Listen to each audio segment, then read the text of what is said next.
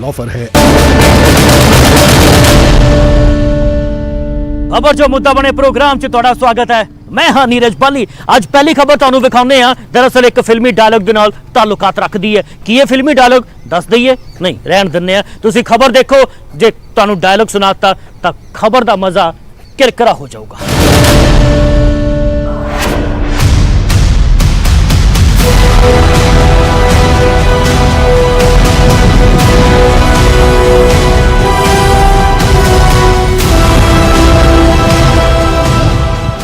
एक मच्छर आदमी को हिजड़ा बना सकता है।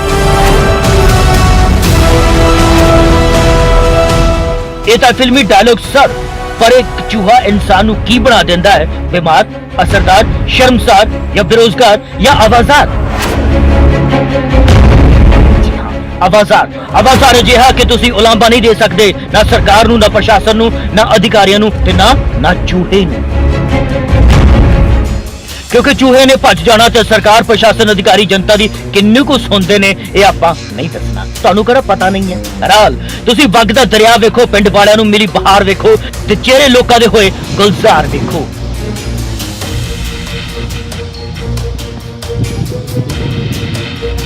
होया की है? होया दरअसल एक मच्छर आदमी नू, नहीं सॉरी, एक चूहे की मेहरबानी के सदका ये सब होया है। दरअसल ये सब कुछ न्यूज़ 18 नहीं कह रहा, ये साहब का कहना है। साहब के मुंहों ही सुनावांगे, पर पहला गुलशन हुई वादी सदा बहार वेखो। नजारा मोगा दे धर्मकोट दे पिंड इंदगढ़ दा, जिथे एक मच्छर नहीं, ओ सॉरी चूहे ने एक सब कुछ कर दिता। ना हैरान ना होवो, ये पंजाब दे चूहे ने कमाल दे मोटियां खुराकां खांदे ने। कोरोना के काल च अपनी इम्यूनिटी घैंट रखी हुई है, वधिया एन फिट। कोरोना तक ही सरकारी मुलाजम भी नेड़े नहीं आ सकते। जिक्र जरूर करते ने चूहियां की ताकत के बारे। सीधी इम्यूनिटी नहीं कहते, बस कहते हैं चूहियां का कमाल या कहो करामात है। सुनांदे पंजाबी उतावले ना होवो, नजारा वेखो, नजारा घैंट जा जैंकी जा हसीन वादियां दा लुत्फ लवो ते गाओ कि कहां आ गए हम। चलो गाना रहन दो, लुत्फ मानो ते अकबर इलाहाबादी का शेर गाओ। फकीरों के घरों में लुत्फ की रातें भी आती हैं, ज़ियारत के लिए अक्सर मुसम्मातें भी आती हैं। नहीं, ये रहन दो, ये भी टुकदा नहीं है इस मंजर दे लिए, क्योंकि मंजर बेहद दर्दनाक ते खौफनाक है। पर सरकार, प्रशासन, अधिकारी नूं इसदा इल्जाम ना देना। ये काम चूहियां दा है, असीं नहीं कह रहे, साहब कहंदे ने। पानी खुद करके जो लीक हो गया तो पानी का प्रेशर बैक होने करके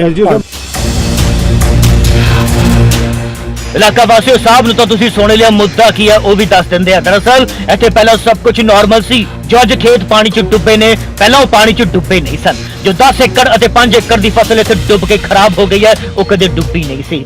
साहब कहंदे चूहियां दा कारा है, पिंड वाले होर कुछ कहते ने, वो भी सुनाउंदे आ, पर एक जरूरी जानकारी दे दईए।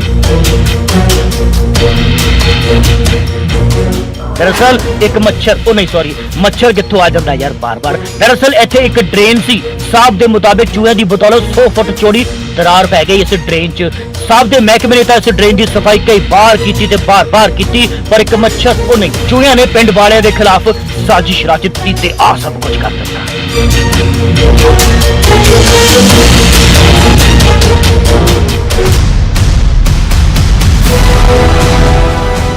वैसे भी इस ड्रेन च जो गंदगी, झाड़ियां, बूटियां इत्थे लगियां ने, वो चूहे अपने नाल लेके आए सन, क्योंकि साहब दे महकमे ने तो सारी सफाई करवाई, बार करवाई। नहीं यकीन तो आप ही सुन लो।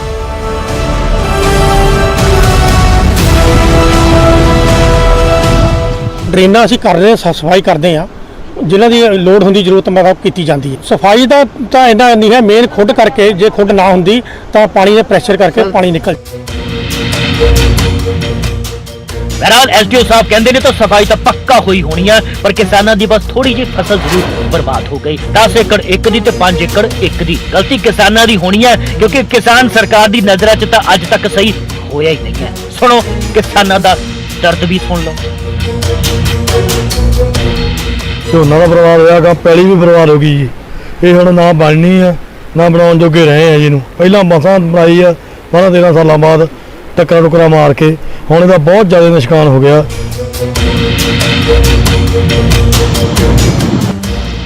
ਇੱਕ ਕਿਸਾਨ ਨੂੰ ਤਾਂ ਤੁਸੀਂ ਸੁਣ ਲਿਆ, ਇਸ ਫਹਿਰਿਸਤ ਦੇ ਵਿੱਚ ਇੱਕ ਹੋਰ ਕਿਸਾਨ ਵੀ ਖੜਾ ਹੈ, ਲਓ ਉਸ ਨੂੰ ਵੀ ਸੁਣੋ।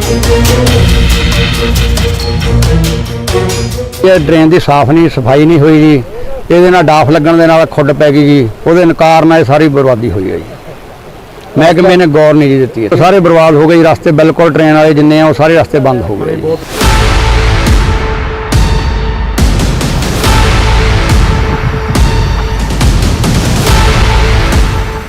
ਇੱਕ ਮੱਛਰ ਆਦਮੀ ਨੂੰ, ਉਹ ਯਾਰ ਇੱਕ ਚੂਹਾ ਆਦਮੀ ਨੂੰ ਇਹ ਦਰਦ ਵੀ ਦੇ ਸਕਦਾ ਹੈ, ਇਸ ਨੂੰ ਲੜ ਪੜ ਲੋ, ਜੋ ਕਿ ਸੱਚ ਵੀ ਹੈ। ਦਰਅਸਲ ਹਕੀਕਤ ਇਹ ਹੈ ਕਿ ਜਿਹੀਆਂ ਥਾਵਾਂ ਤੇ ਚੂਹੇ ਬੇਸ਼ੁਮਾਰ ਹੁੰਦੇ ਨੇ, ਇਹ ਕਿਸੇ ਤੋਂ ਲੁਕਿਆ ਨਹੀਂ ਹੈ। ਪਰ ਇਸ ਡਰੇਨ ਦੀ ਸਫਾਈ ਦੇ ਮਾਇਨੇ ਕੀ ਨੇ, ਇਹ ਤਾਂ ਪੁੱਛਣਾ ਬਣਦਾ ਹੀ ਹੈ ਸਰ, ਕਿ ਸਫਾਈ 'ਚ ਚੂਹਿਆਂ ਦੀ ਸਫਾਈ ਨਹੀਂ ਆਉਂਦੀ, ਕਿਉਂਕਿ ਇਹ ਇਕੱਲੇ ਕਿਸਾਨ ਨਹੀਂ, ਪਿੰਡਾਂ ਦੇ ਪਿੰਡ ਅਜਿਹੇ ਆਤੰਕ ਤੋਂ ਪ੍ਰਭਾਵਿਤ ਹੋ ਗਏ ਨੇ। ਫਿਲਹਾਲ ਹੁਣ ਵੇਖਦੇ ਹਾਂ ਆਉਣ ਵਾਲੇ ਸਮੇਂ ਦੇ ਵਿੱਚ ਚੂਹੇ ਜਾਂ ਸਰਕਾਰ ਕੀ ਕਰਦੀ ਹੈ। ਚੰਡੀਗੜ੍ਹ ਨਿਊਜ਼ ਡੈਸਕ ਤੋਂ ਨੀਰਜ ਪਾਲੀ ਦੇ ਨਾਲ ਮੋਗਾ ਤੋਂ ਦੀਪਕ ਸਿੰਗਲਾ, ਨਿਊਜ਼ 18 ਪੰਜਾਬ।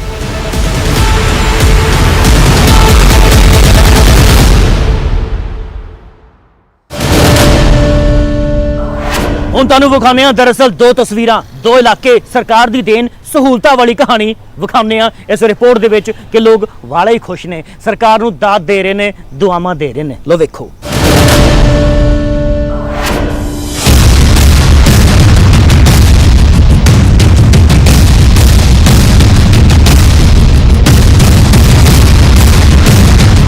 ਹੁਣ ਤੁਹਾਨੂੰ ਸੂਬੇ ਦੇ ਦੋ ਸ਼ਾਨਦਾਰ 5 ਸਟਾਰ ਸਰਵਿਸ ਵਾਲੇ ਹਸਪਤਾਲਾਂ ਦੇ ਦਰਸ਼ਨ ਕਰਵਾਉਣ ਜਾ ਰਹੇ ਹਾਂ। ਦਿਲ ਥੰਮ ਕੇ ਬੈਠੋ ਜਰਾ, ਜਿਨ੍ਹਾਂ 'ਚ ਅਜਿਹੀਆਂ ਸਹੂਲਤਾਂ, ਅਜਿਹੇ ਫੀਚਰ ਨੇ ਜੋ ਜ਼ਿਆਦਾਤਰ ਹਸਪਤਾਲਾਂ 'ਚ ਹੁੰਦੇ ਹੀ ਨਹੀਂ ਹੈ। ਲੋ ਕਰੋ ਦੋ ਮਾਡਲ ਹਸਪਤਾਲਾਂ ਦੇ ਦਰਸ਼ਨ, ਜਿਨ੍ਹਾਂ ਨੂੰ ਦੇਖ ਕੇ ਸਾਫ਼ ਪਤਾ ਚੱਲਦਾ ਹੈ ਕਿ ਸੂਬੇ 'ਚ ਸਿਹਤ ਸਹੂਲਤਾਂ ਕਿੰਨੀਆਂ ਕੁ ਸ਼ਾਨਦਾਰ ਹੈ।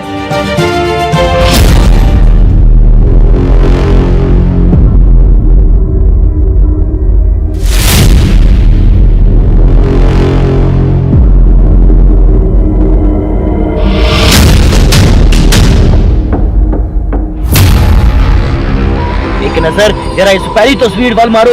डरावना रास्ता किसी खंडर, किसी बियाबान, किसी सुनसान इलाके वाल नहीं जा रहा, सगो रास्ता उस थां वाल जांदा है जिथे लोकां नूं नवीं जिंदगी दित्ती जाती है।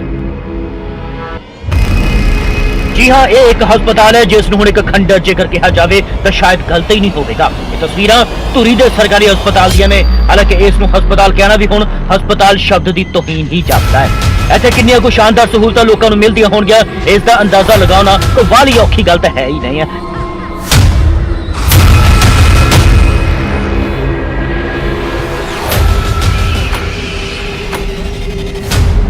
ਤਸਵੀਰਾਂ ਆਪ ਬਿਆਨ ਕਰ ਰਹੀਆਂ ਨੇ, ਤਸਵੀਰਾਂ ਸਭ ਕੁਝ ਬੇहद ਸ਼ਾਨਦਾਰ ਤਰੀਕੇ ਦੇ ਨਾਲ ਦੱਸ ਰਹੀਆਂ ਨੇ ਕਿ ਸਰ ਦੇਖੋ ਮੈਨੂੰ ਚੰਗੀ ਤਰ੍ਹਾਂ।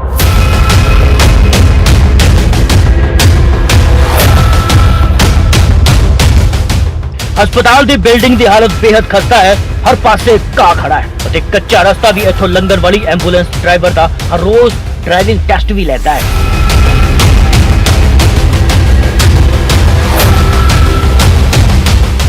ਹਰ ਪਾਸੇ ਗੰਦਗੀ ਦਾ ਢੇਰ ਅਤੇ ਥਾਂ ਥਾਂ ਤੇ ਖੜਾ ਗੰਦਾ ਪਾਣੀ। ਇਸ ਹਸਪਤਾਲ 'ਚ ਲੋਕਾਂ ਦੀਆਂ ਬਿਮਾਰੀਆਂ ਕਿੰਨੀਆਂ ਕੁ ਠੀਕ ਹੁੰਦੀਆਂ ਹੋਣਗੀਆਂ ਇਹ ਤਾਂ ਪਤਾ ਨਹੀਂ, ਪਰ ਇੱਥੇ ਆਏ ਮਰੀਜ਼ਾਂ ਨੂੰ ਹੋਰ ਨਵੀਆਂ ਬਿਮਾਰੀਆਂ ਲੱਗਣ ਦਾ ਖਤਰਾ ਜ਼ਰੂਰ ਬਣ ਜਾਂਦਾ ਹੈ।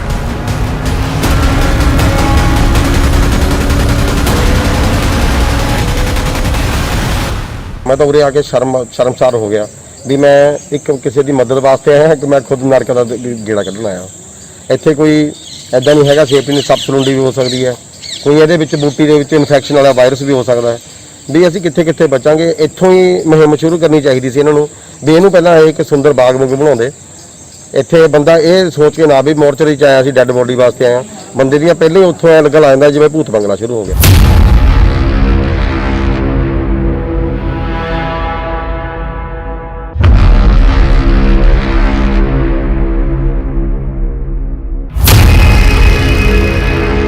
ਹਸਪਤਾਲ 'ਚ ਮਰੀਜ਼ਾਂ ਦੇ ਲਈ ਖੋਲੀ ਗਈ ਸਾਂਝੀ ਰਸੋਈ ਦੀ ਹਾਲਤ ਵੀ ਖਸਤਾ ਹੈ ਤੇ ਬੰਦ ਹੋਣ ਦੀ ਕਗਾਰ ਤੇ ਆ ਪਈ ਹੈ। ਨਾ ਤਾਂ ਸਫਾਈ ਦਾ ਪ੍ਰਬੰਧ ਹੈ ਅਤੇ ਨਾ ਹੀ ਡਾਕਟਰਾਂ ਦਾ। ਹਸਪਤਾਲ ਦਾ ਹਾਲ ਮਾੜੇ ਤੋਂ ਵੀ ਬਦਤਰ ਹੈ।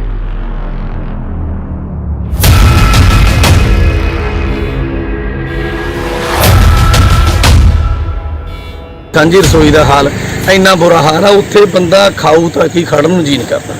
ਖੋਲੀ ਇੰਨੇ ਵਧੀਆ ਢੰਗ ਨਾਲ ਸੀਗੀ ਤੇ ਉਹ ਕਿਸੇ ਵੀ ਕੀਮਤ ਤੇ ਚੱਲੀ ਨਹੀਂ, ਉਹਦਾ ਕੋਈ ਹਿਸਾਬ ਕਿਤਾਬ ਨਹੀਂ ਰਿਹਾ। ਉੱਥੇ 4 ਦਿਨ ਚੱਲੀਏ, ਉਹ ਹੁਣ ਬੰਦ ਦੇ ਕਿਨਾਰੇ ਜੀ, ਉੱਥੇ ਸਫਾਈ ਨਹੀਂ, ਕੋਈ ਲੈਣਾ ਨਹੀਂ ਦੇਣਾ ਨਹੀਂ, ਗੱਲ ਨਹੀਂ ਬਾਤ ਨਹੀਂ।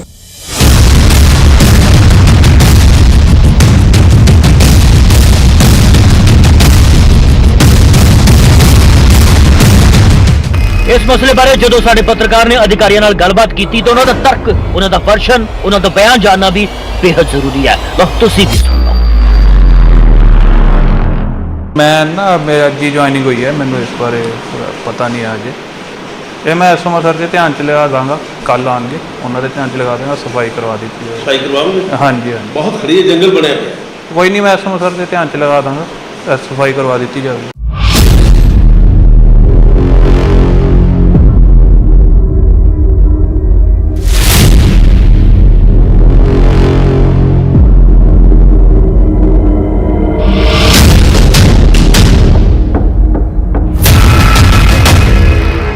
ਹੁਣ ਤੁਹਾਨੂੰ ਲੈ ਕੇ ਚੱਲਦੇ ਹਾਂ ਗੁਰੂ ਹਰਸਾਏ, ਜਿੱਥੇ ਇੱਕ ਸ਼ਾਨਦਾਰ ਜ਼ਬਰਦਸਤ ਸਰਕਾਰ ਨੇ ਤੁਹਾਨੂੰ ਹਸਪਤਾਲ ਦਾ ਮਾਡਲ ਬਣਾ ਕੇ ਦਿੱਤਾ ਹੈ ਅਤੇ ਇੱਥੇ ਵੀ ਮਰੀਜ਼ਾਂ ਨੂੰ 5 ਸਟਾਰ ਸਰਵਿਸਿਜ਼ ਦਿੱਤੀਆਂ ਜਾ ਰਹੀਆਂ ਨੇ। ਹਸਪਤਾਲ ਦੀ ਕੰਧਾਂ ਤੇ ਅਕਸਰ ਹੀ ਲਿਖਿਆ ਹੁੰਦਾ ਹੈ ਕਿ ਜਲ ਹੀ ਜੀਵਨ ਹੈ। ਇੱਥੇ ਵੀ ਸ਼ਾਇਦ ਲਿਖਿਆ ਹੋਣਾ, ਪਰ ਇੱਥੋਂ ਦੀ ਖਾਸ ਗੱਲ ਇਹ ਹੈ ਕਿ ਇੱਥੇ ਆਉਣ ਵਾਲੇ ਮਰੀਜ਼ਾਂ ਨੂੰ ਜਲ ਯਾਨੀ ਕਿ ਪਾਣੀ ਮਿਲਦਾ ਹੀ ਨਹੀਂ ਹੈ। ਜੀਵਨ ਕਿੱਥੋਂ ਮਿਲੂਗਾ? ਉਹ ਇਸ ਹਸਪਤਾਲ 'ਚ ਪਾਣੀ ਦੀ ਇੱਕ ਇੱਕ ਬੂੰਦ ਦੇ ਲਈ ਤਰਸਦੇ ਨੇ। ਇਹੋ ਜਿਹੇ ਪ੍ਰਬੰਧ ਇੱਥੇ ਖਾਸ ਤੌਰ ਤੇ ਤੁਹਾਡੇ ਲਈ ਕੀਤੇ ਹੋਏ ਨੇ ਅਤੇ ਉਹਨਾਂ ਨੂੰ ਪਾਣੀ ਲੈਣ ਦੇ ਲਈ ਸਿਰਫ 1 ਕਿਲੋਮੀਟਰ ਦੂਰ ਜਾਣਾ ਪੈਂਦਾ ਹੈ।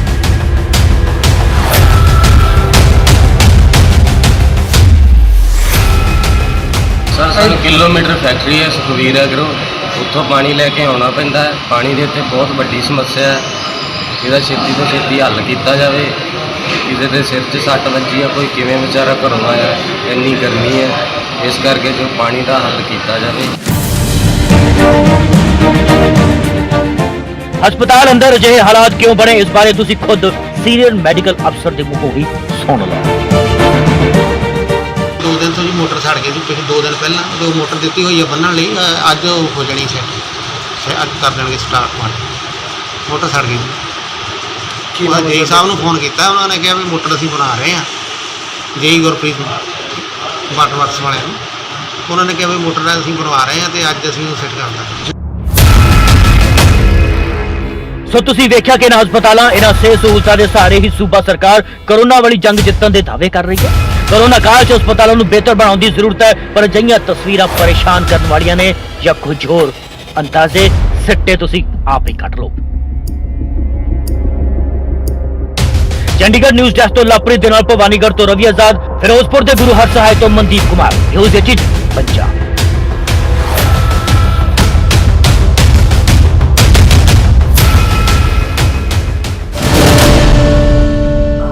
ਹੁਣ ਦਰਅਸਲ ਉਸ ਖਬਰ ਦੀ ਗੱਲ ਕਰਨ ਜਾ ਰਹੇ ਹਾਂ ਜਿਸ ਦੇ ਬਾਰੇ ਅਸੀਂ ਪਹਿਲਾਂ ਵੀ ਕਈ ਵਾਰ ਆਗਾਹ ਕਰ ਚੁੱਕੇ ਹਾਂ। ਦਰਅਸਲ ਨਿਊਜ਼ 18 ਤੇ ਕਈ ਵਾਰ ਇਸ ਤਰ੍ਹਾਂ ਦੀਆਂ ਖਬਰਾਂ ਜਿਹੜੀਆਂ ਉਹ ਪ੍ਰਕਾਸ਼ਿਤ ਕਰ ਚੁੱਕੇ ਹਾਂ, ਚਲਾ ਚੁੱਕੇ ਹਾਂ, ਟੈਲੀਕਾਸਟ ਕਰ ਚੁੱਕੇ ਹਾਂ, ਲੇਕਿਨ ਸਰਕਾਰ ਨੇ, ਪ੍ਰਸ਼ਾਸਨ ਨੇ ਇਸ ਤੋਂ ਕੋਈ ਸਬਕ ਨਹੀਂ ਲਿਆ। ਅੱਜ ਲੋਕ ਮਜਬੂਰ ਹੋ ਚੁੱਕੇ ਨੇ, ਅੱਜ ਲੋਕ ਲਾਚਾਰ ਹੋ ਚੁੱਕੇ ਨੇ, ਬੇਸਹਾਰਾ ਆਪਣੇ ਆਪ ਨੂੰ ਸਮਝ ਰਹੇ ਨੇ। ਕਿਵੇਂ? ਇਸ ਰਿਪੋਰਟ ਦੇ ਰਾਹੀਂ ਤੁਹਾਨੂੰ ਪਤਾ ਲੱਗ ਜਾਵੇਗਾ।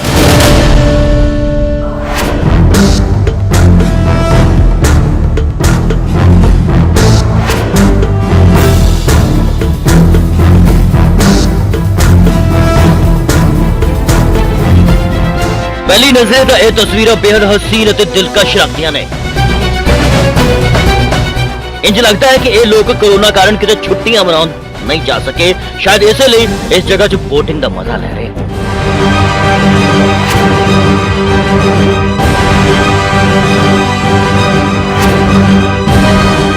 ਜਨਾਬ, ਜੋ ਦਿਖ ਰਿਹਾ ਹੈ ਉਹ ਅਸਲ ਸੱਚਾਈ ਨਹੀਂ ਹੈ। ਇਹਨਾਂ ਤਸਵੀਰਾਂ ਦੇ ਪਿੱਛੇ ਦੀ ਅਸਲੀਅਤ ਕੁਝ ਹੋ ਰਹੀ ਹੈ ਅਤੇ ਜੋ ਨਜ਼ਾਰਾ ਪਹਿਲੀ ਨਜ਼ਰ ਨੂੰ ਦੇਖਣ ਨੂੰ ਹਸੀਨ ਲੱਗਦਾ ਹੈ, ਇਸ ਨਜ਼ਾਰੇ ਦੇ ਪਿੱਛੇ ਦੀ ਸੱਚਾਈ ਨੇ ਹਜ਼ਾਰਾਂ ਲੋਕਾਂ ਦੀ ਜ਼ਿੰਦਗੀ ਨੂੰ ਉਥਲ-ਪੁਥਲ ਕੇ ਰੱਖ ਦਿੱਤਾ ਹੈ।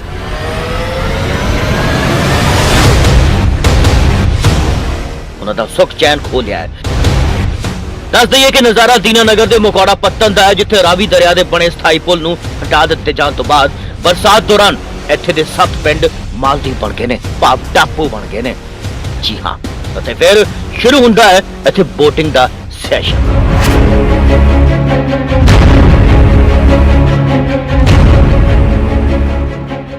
ਅੱਜ ਅਸੀਂ ਪਹੁੰਚੇ ਹਾਂ ਦੀਨਾ ਹਲਕੇ ਦੇ ਪਿੰਡ ਮਕੌੜਾ ਪੱਤਨ 'ਚ। ਇਸ ਮਕੌੜਾ ਪੱਤਨ ਤੁਹਾਨੂੰ ਦਿਖਾਉਂਦੇ ਹਾਂ ਵੀ ਜੋ ਡਿਜੀਟਲ ਇੰਡੀਆ ਦੇਸ਼ ਡਿਜੀਟਲ ਹੋ ਰਿਹਾ ਤੇ ਸਰਕਾਰਾਂ ਦਾਅਵੇ ਕਰਦੀਆਂ ਨੇ। ਤੁਸੀਂ ਦੇਖ ਸਕਦੇ ਹੋ ਵੀ ਦੇਸ਼ ਕਿੰਨਾ ਕੁ ਡਿਜੀਟਲ ਹੋ ਰਿਹਾ। ਡਿਜੀਟਲ ਇੰਡੀਆ ਤੁਸੀਂ ਦਾਅਵੇ ਦੱਸਦਾ ਵੀ ਇਹ ਦਰਿਆਓ ਪਾਰ ਕਰੀਬ 7 ਪਿੰਡ ਨੇ, ਜੋ 7 ਪਿੰਡਾਂ 'ਚ ਅੱਜ ਕੱਲ੍ਹ ਬਰਸਾਤਾਂ ਦਾ ਮੌਸਮ ਦਾ 4 ਮਹੀਨੇ ਵਾਸਤੇ ਇਹ ਬਿਲਕੁਲ ਟਾਪੂ ਬਣ ਜਾਂਦੇ ਨੇ। ਇਹਨਾਂ ਪਿੰਡਾਂ ਨੂੰ ਜਾਣ ਦਾ ਇੱਕ ਮਾਤਰ ਸਹਾਰਾ ਰਹਿੰਦੀ ਹੈ ਕਿਸ਼ਤੀ। ਤੁਸੀਂ ਦੇਖ ਸਕਦੇ ਹੋ ਡਿਜੀਟਲ ਇੰਡੀਆ ਦੀ ਬੋਲਦੀ ਜਿੰਦੀ ਜਾਈ ਤਸਵੀਰ ਇੰਡੀਆ ਦੀ, ਜਿਹਦੇ ਵਿੱਚ ਲੋਕ ਵੀ ਕਿਸ਼ਤੀ ਰਾਹੀਂ ਜਾ ਰਹੇ। ਕਿਸ਼ਤੀ ਇੱਕ ਸਹਾਰਾ ਹੈ, ਦਰਿਆ ਦੇ ਵਿੱਚ ਅਗਰ ਹੜ੍ਹ ਆ ਜਾਏ ਤੇ ਇਹ ਲੋਕ ਕਿੱਥੇ ਜਾਣ। ਰਾਵੀ ਦਰਿਆ ਤੋਂ ਪਾਰ ਵਸਦੇ ਇਹਨਾਂ 7 ਪਿੰਡਾਂ ਦੇ ਲੋਕ ਨਰਕ ਤੋਂ ਵੀ ਬੱਤਰ ਜ਼ਿੰਦਗੀ ਜੀਣ ਦੇ ਲਈ ਮਜਬੂਰ ਨੇ ਅਤੇ ਇਸ ਦੇ ਲਈ ਉਹ ਸਰਕਾਰਾਂ ਦੇ ਦਿਲੋਂ ਧੰਨਵਾਦ ਵੀ ਕਰਦੇ ਨੇ। ਉਹਨਾਂ ਪਿੰਡਾਂ ਦੇ ਬੱਚਿਆਂ ਦਾ ਆਖਰ ਕਸੂਰ ਕੀ ਹੈ ਜਿਨ੍ਹਾਂ ਨੂੰ ਸਰਕਾਰਾਂ ਦੀ ਅਣਗਹਿਲੀ ਦੇ ਕਾਰਨ ਚੰਗੀ ਸਿੱਖਿਆ ਤੱਕ ਨਹੀਂ ਮਿਲ ਪਾ ਰਹੀ। ਅਤੇ ਸਿਹਤ ਸਹੂਲਤਾਂ ਕਿੰਨੀਆਂ ਕੁ ਸ਼ਾਨਦਾਰ ਨੇ, ਇਹਨਾਂ ਦੇ ਮੂੰਹੋਂ ਹੀ ਸੁਣ ਲਓ। ਜਦੋਂ ਤੋਂ ਲੈ ਕੇ ਸਰਕਾਰਾਂ ਆਈਆਂ ਇਹ ਪੁਲ ਬਾਰੇ ਕੋਈ ਇਹਨਾਂ ਦਾ ਪ੍ਰਬੰਧ ਨਹੀਂ ਰਿਹਾ ਤੇ ਖੜਾ ਕਰਕੇ ਇੰਨੇ ਹਾਲਾਤ ਮਾੜੇ ਨੇ ਵੀ ਨਾ ਤਾਂ ਆਪਣੇ ਬੱਚਿਆਂ ਨੂੰ ਕਿਤੇ ਚੰਗੇ ਸਕੂਲਾਂ 'ਚ ਪੜ੍ਹਾ ਸਕਨੇ ਆ ਤੇ ਨਾ ਹੀ ਉਹਨਾਂ ਨੂੰ ਕੋਈ ਚੰਗੀ ਅਸੀਂ ਕੋਈ ਸਿਹਤ ਸਹੂਲਤਾਂ ਨੇ ਸਾਡੇ ਕੋਲ। ਇੱਧਰ ਕੋਈ ਹਸਪੀਟਲ ਨਹੀਂ ਹੈਗਾ ਵਧੀਆ। ਤੇ ਜਦੋਂ ਪਹਿਲਾਂ ਇੱਥੋਂ ਜਾਣਾ ਆ ਤੇ ਇਹ ਪੁਲ ਚੁੱਕਿਆ ਗਿਆ ਤੇ ਰਾਵੀ ਦੇ ਉੱਤੋਂ ਦੀ ਜਿਹੜੇ ਲੰਘ ਕੇ ਜਾਣਾ ਤੇ ਬੇੜੀ ਦਾ ਹੀ ਪਹਿਲਾਂ ਤੇ ਇੱਥੇ ਵੇਟ ਕਰਨੀ ਪੈਂਦੀ ਹੈ। ਜੇ ਤਾਂ ਕੁਦਰਤੀ ਬੇੜੀ ਪਾਰ ਹੋਏ ਤੇ ਫਿਰ ਜਿਹੜੇ ਇੱਥੇ ਬੇੜੀ ਦੇ ਉੱਤੇ ਮਲਾਹ ਨੇ ਉਹ ਤੇ ਜਲਦੀ ਲੰਘਾ ਦਿੰਦੇ। ਜੇ ਬੇੜੀ ਇੱਧਰ ਹੋਏ ਤੇ ਉਹ ਸਮਾਂ ਲੱਗਦਾ ਜ਼ਿਆਦਾ ਤੇ ਜਿਹੜਾ ਮਰੀਜ਼ ਆ ਉਹਦੀ ਹਾਲਤ ਜਿਹੜੀ ਆ ਬਹੁਤ ਨਾਜ਼ੁਕ ਹੋ ਜਾਂਦੀ।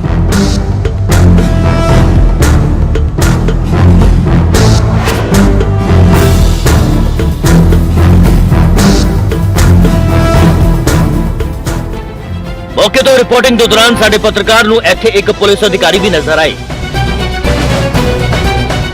ਜੋ ਇੱਥੇ ਆਪਣੇ ਫਰਜ਼ ਅਦਾ ਕਰਨ ਦੇ ਲਈ ਪੁੱਜੇ ਸਨ। ਇਹ ਚੈੱਕ ਕਰਨ ਦੇ ਲਈ ਪੁੱਜੇ ਸਨ ਕਿ ਇਹਨਾਂ ਲੋਕਾਂ ਨੂੰ ਕੋਈ ਦਿੱਕਤ ਤਾਂ ਨਹੀਂ। ਦਰਿਆ ਦੇ ਵਿੱਚ ਪਾਣੀ ਦਾ ਕੀ ਹਿਸਾਬ ਕਿਤਾਬ ਆ। ਫਿਰ ਇਹ ਜਿਹੜੇ ਮਲਾਹ ਇੱਥੇ ਲੱਗੇ ਆ ਇਹਨਾਂ ਦਾ ਬੇੜੀ ਚੱਲ ਰਹੀ ਅੱਜ ਕੱਲ੍ਹ ਪੁਲ ਜਿਹੜਾ ਚੁੱਕਿਆ ਗਿਆ ਵਾ। ਇਹਨਾਂ ਦੇ ਮੋਬਾਈਲ ਨੰਬਰ, ਇਹਨਾਂ ਦਾ ਨਾਂ, ਐਡਰੈਸ ਪੂਰੇ ਉਹ ਲਿਖਣਾ ਹੈ ਇੱਥੇ ਇਹਨਾਂ ਦੇ। ਇਹ ਲੋਕ ਜਿਹੜੇ ਆ ਆਉਂਦੇ ਪਰ ਬੇੜੀ ਤੇ ਆਉਂਦੇ ਜਾਂਦੇ, ਬੇੜੀ ਤੇ ਜਾਂਦੇ ਪੁਲ ਜਦੋਂ ਲੱਥ ਗਿਆ ਉਦੋਂ ਬੇੜੀ ਦੇ ਤੇ ਆਉਂਦੇ ਨੇ। ਤਾਂ ਅਸੀਂ ਮਲਾਹ ਇਸੇ ਬਾਰੇ ਅਲਰਟ ਕਰਨ ਆਏ ਸੀ ਵੀ ਤੁਸੀਂ ਐਸਐਚਓ ਸਾਹਿਬ ਦਾ ਅਫਸਰਾਂ ਦੇ ਜਿਹੜੇ ਨੰਬਰ ਆਪਣੇ ਕੋਲ ਰੱਖੋ, ਜਦੋਂ ਤੁਹਾਨੂੰ ਕੋਈ ਪ੍ਰੋਬਲਮ ਆਉਂਦੀ ਆ ਤੇ ਸਾਡੇ ਨਾਲ ਸੰਪਰਕ ਕਰੋ।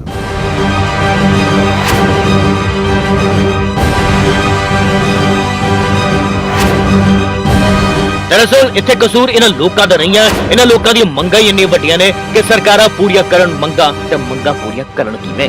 ਇੱਕ ਪੱਕਾ ਪੁਲ, ਚੰਗੀ ਸਿਹਤ ਸਹੂਲਤਾਂ, ਇੱਕ ਚੰਗਾ ਸਕੂਲ, ਅਜਿਹੀਆਂ ਮੰਗਾਂ ਕੋਈ ਭਲਾ ਕਰਦਾ ਹੈ?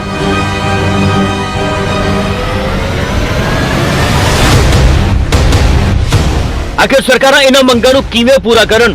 ਸੋ ਸ਼ਾਇਦ ਇਹਨਾਂ ਲੋਕਾਂ ਨੂੰ ਹੀ ਅਜਿਹੇ ਹਾਲਾਤਾਂ 'ਚ ਰਹਿਣ ਦੀ ਆਦਤ ਪਾ ਲੈਣੀ ਚਾਹੀਦੀ ਹੈ। ਥੋੜੀ ਆਦਤ ਤਾਂ ਪਿਛਲੇ ਕਈ ਸਾਲਾਂ 'ਚ ਪੈ ਗਈ ਹੋਈ ਹੈ। ਚੰਡੀਗੜ੍ਹ ਨਿਊਜ਼ ਡੈਸਕ ਤੋਂ ਲਵਪ੍ਰੀਤ ਪਾਂਗੜ ਦੇ ਨਾਲ ਗੁਰਦਾਸਪੁਰ ਤੋਂ ਬਿਸ਼ੰਬਰ ਬਿੱਟੂ, ਨਿਊਜ਼ 18 ਪੰਜਾਬ।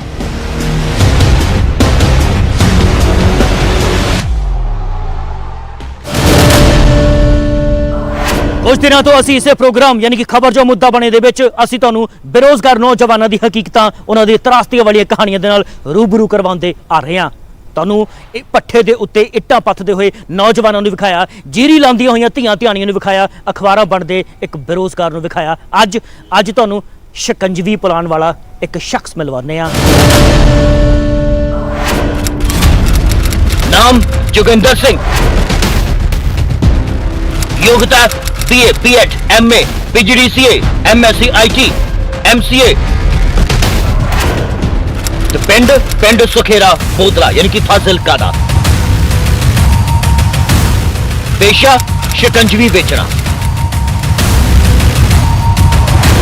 जी हाँ, सही सुनिया तुसी। साडे सिस्टम, साडे तंत्र, साडियां सरकारां दी मेहरबानी दे सदका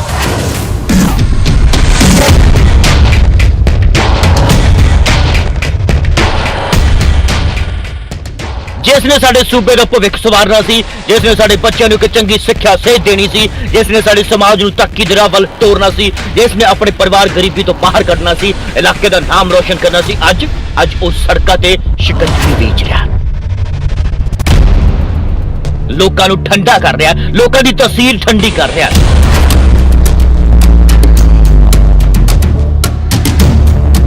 इस शख्स ने भी पंजाब के पढ़े लिखा नौजवानों के वांग जो अज पट्ठे ते काम करते हैं, साडियां उन्हां धीआं धियाणियां वांग जो अज खेतां 'च झोना लाउण दे लई मजबूर ने, उन्हां वांग ही इस शख्स ने भी लखां सुपने सजाए सन।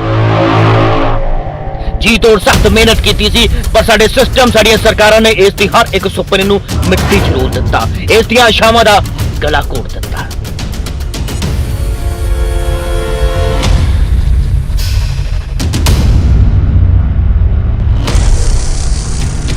ਘਰ ਵਿੱਚ ਬੇਰੁਜ਼ਗਾਰੀ ਹੈ, ਗਰੀਬੀ ਹੈਗੀ ਹੈ, ਠੀਕ ਹੈ ਨਾ, ਕੋਈ ਬੈਕ ਵੀ ਨਹੀਂ ਹੈ, ਨਾ ਕੋਈ ਜ਼ਮੀਨ ਜਾਇਦਾਦ ਹੈਗੀ ਹੈ, ਠੀਕ ਹੈ ਨਾ। ਇੰਨੇ ਪੜ੍ਹਨ ਦੇ ਡਿਗਰੀਆਂ ਕਰਨ ਦੇ ਬਾਵਜੂਦ ਵੀ ਕਿ ਸਰਕਾਰੀ ਨੌਕਰੀ ਨਹੀਂ ਮਿਲੀ, ਠੀਕ ਹੈ ਨਾ ਹੀ ਸਰਕਾਰਾਂ ਨੇ ਕੋਈ ਧਿਆਨ ਦਿੱਤਾ ਵੀ ਅਸੀਂ ਤਾਂ ਚਾਹੁੰਦੇ ਆ ਵੀ ਕੋਈ ਕੁਆਲੀ ਜਿੰਨਾ ਪੜ੍ਹਿਆ ਕੁਆਲੀਫਿਕੇਸ਼ਨ ਦੇ ਆਧਾਰ 'ਤੇ ਸਾਨੂੰ ਨੌਕਰੀ ਦਿੱਤੀ ਜਾਵੇ ਤੇ ਸਾਡੇ ਘਰ ਦਾ ਗੁਜ਼ਾਰਾ ਚੱਲ ਸਕੇ, ਤੇ ਨੌਕਰੀ ਨਹੀਂ ਮਿਲੀ ਸਰਕਾਰੀ ਤੇ ਆਹ ਰੇਹੜੀ ਲਾਉਣ ਲਈ ਮਜਬੂਰ ਹੋਣਾ ਪਿਆ।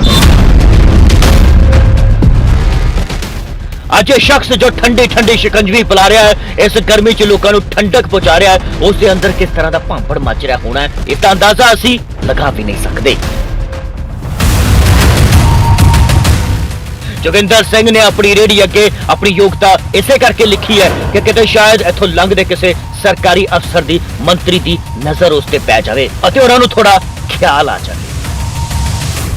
ਇਹ ਬਾਹਰ ਰੇੜੀ ਤੇ ਰੱਖ ਕੇ ਲਾਇਆ, ਕੀ ਕਾਰਨ ਕੀ ਸਾਰੇ ਇਸੇ ਕਾਰਨ ਲਿਖ ਕੇ ਲਾਇਆ ਵੀ ਸਰਕਾਰਾਂ ਤੱਕ ਇਹ ਗੱਲ ਪਹੁੰਚਾਈ ਜਾਏ।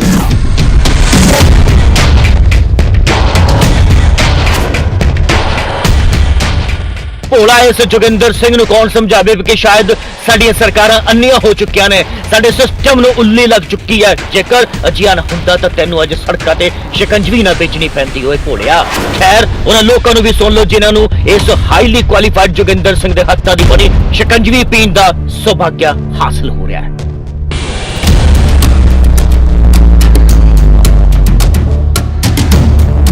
ਜਿਹੜੇ ਇੰਨੇ ਡਿਗਰੀਆਂ ਕਰਨ ਦੇ ਬਾਵਜੂਦ ਵੀ ਪੜ੍ਹੇ ਲਿਖੇ ਜਿਹੜੇ ਨੌਜਵਾਨ ਨੇ ਉਹ ਆਪਦਾ ਜਿਹੜਾ ਗਾ ਉਹ ਆ ਰੇਹੜੀਆਂ ਲਾਉਣ ਲਈ ਮਜਬੂਰ ਹੋ ਗਏ।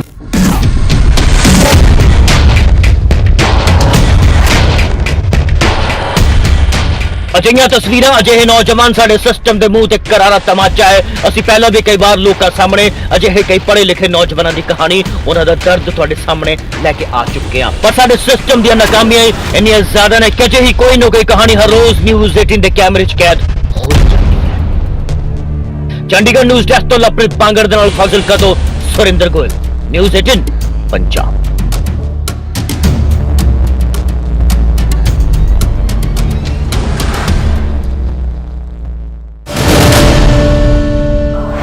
ਖਬਰ ਜੋ ਮੁੱਦਾਵਣੇ ਪ੍ਰੋਗਰਾਮ 'ਚ ਅੱਜ ਬਸ ਇੰਨਾ ਹੀ। ਨਵੀਆਂ ਤੇ ਤਾਜ਼ਾ ਖਬਰਾਂ ਵੇਖਣ ਦੇ ਲਈ ਵੇਖਦੇ ਰਹੋ ਨਿਊਜ਼ 18 ਪੰਜਾਬ, ਹਰਿਆਣਾ, ਹਿਮਾਚਲ। ਮੈਨੂੰ ਯਾਨੀ ਕਿ ਨੀਰਜ ਬਾਲੀ ਨੂੰ ਦਿਓ ਇਜਾਜ਼ਤ। ਕੱਲ ਮਿਲਦੇ ਹਾਂ ਇਸੇ ਵਕਤ ਇਸੇ ਪ੍ਰੋਗਰਾਮ 'ਚ।